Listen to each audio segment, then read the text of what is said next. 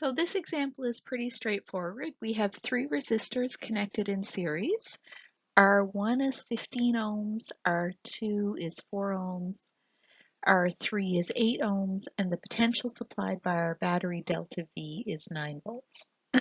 Part A, find the equivalent resistance of this circuit.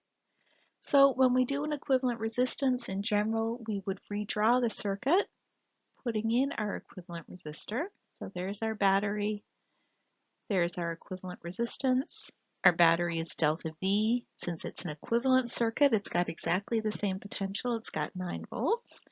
And our resistance is the equivalent resistance. When we think about the current, our original circuit puts out a current I. Our equivalent circuit puts out the same current I. We're not really asked to think about that in this step, but it's a good idea just to remember what it is you're doing. To find the equivalent resistance, we remember that when resistors are connected in series, to find the equivalent resistance, we just add them all up.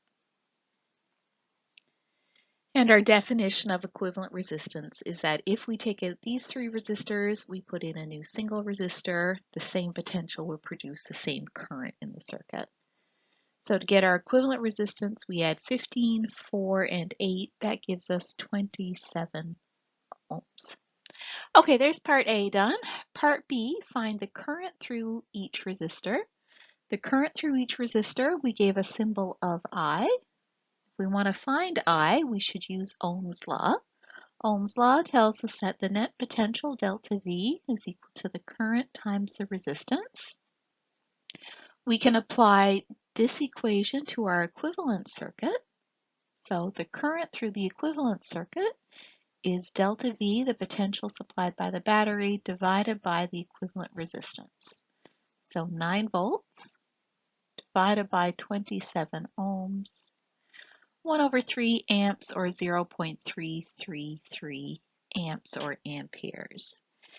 That's the current through the equivalent circuit. That tells us that the current through the first battery, I1, is the same as the current through the second resistor, R2, and the current through the third resistor, which you could call I3. Those are all the same as the current through the equivalent circuit, 0.333 amps. Okay, part C, what is the potential across each resistor? So what is V1, what is V2, and what is V3? We use Ohm's law to figure that part out.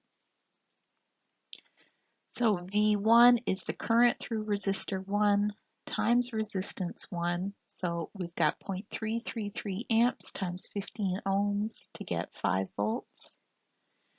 The potential across resistor 2 is the current through resistor 2 times resistance 2. So 0.333 amps times 4 ohms to get 1.33 volts. And the potential across the third resistor is the current through it times its resistance, 0.333 times 8, to get 2.67 volts. You might notice here, if you added these potentials together, you'd get 9 volts, which is the expected result, because that's how much potential is supplied by the battery. Something we can do, even though we don't have to, is we could look at this circuit on a FET simulation, and we'll go ahead in the next slide and we'll see that this is true on our FET simulation as well. So now what I've got to show you is a FET simulation of our circuit. This is pretty nifty. If you Google FET, P-H-E-T circuits, you should be able to come to this page. And I like using this when we make circuits just to show that the math and the simulations, they give the same answer. And if we could set up real physical circuits, we'd get the same answer with those too. So I'll hit play on my circuit. So there's my 9-volt battery. And next I'm going to connect it in a circuit to my 3 resistors. So I put in some wires, can move those around, make them longer or shorter. Then I bring over my resistor. The first one is a 15 ohm resistor.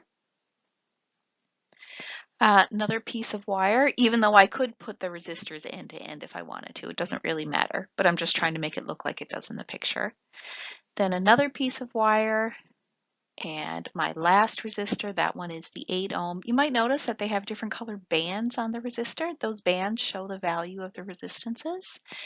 And then I put in my last piece of wire. You see that those charges start to flow around.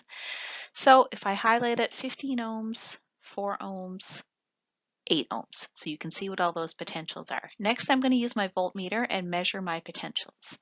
So the first potential is 5 volts. That's what we figured out. Our next potential, not quite coming up, move the contacts, 1.33 volts. That's what we found. And then the last one is 2.67 volts, also what we found. And then if we measure across the battery, we see that it's 9 volts. Next thing we do is let's put in our ammeter and let's see how much current flows through the circuit. Pop in the ammeter and we get our 0.33 amps. Okay, so these simulations are pretty nifty for showing what happens in the circuit. Now I've got one more of the equivalent circuit. So here's our equivalent circuit where I've got my 9-volt battery and I'm going to connect it to a 27 ohm resistor, which is what we found for our equivalent resistance. And let's see what the potential across that equivalent resistor is and what's the current in that circuit. So I'll hook up my resistor. You notice that one has different color bands than the ones did on the previous slide. And I'm just going to stretch out my wires a bit and connect it to a full circuit. So now the current is flowing. I'll bring over my voltmeter. And yep, we got 9 volts across our single resistor. That's what we expect because our battery puts out 9 volts. And now let's pop in an ammeter and let's see what is the current. So the current through our equivalent circuit is the same as it was through the original circuit, 0.33 amps. So this is a pretty neat tool for analyzing your circuits. Feel free to use it whenever you want.